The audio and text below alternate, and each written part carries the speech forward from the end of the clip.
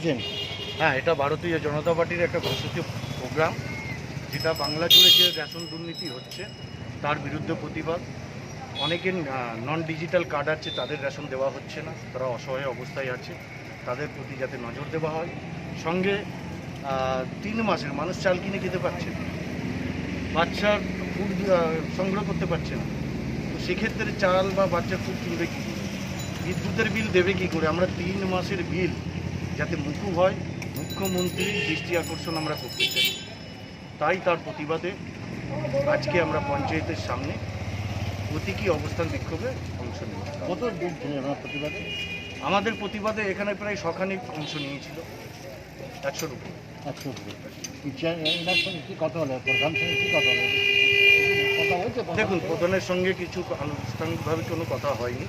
আমরা প্রশাসনিক দপ্তরের সামনে, পঞ্চায়েতের সামনে আমরা অবস্থান বিক্ষোভ, প্রতীকী অবস্থান বিক্ষোভ করছিলাম। এটা কি আপনাদের পঞ্চায়েত এলাকা? এটা সমস্যা আছে না পুরো ওয়েস্ট বেঙ্গল? এটা ওয়েস্ট বেঙ্গলেই সমস্যা আছে। ভারতীয় জনতা পার্টি জাতি ধর্ম নির্বিশেষে প্রতিটা মানুষের পাশে থাকতে চায়, তাই তার বিরুদ্ধে অর্থাৎ দুর্নীতির বিরুদ্ধে আমরা প্রতিবাদে নেমেছি। এটা প্রতীকী একটা অবস্থান বিক্ষোভ ছিল, সাধারণ মানুষের সঙ্গে যে আমরা আছি তার জন্য এই আন্দোলন।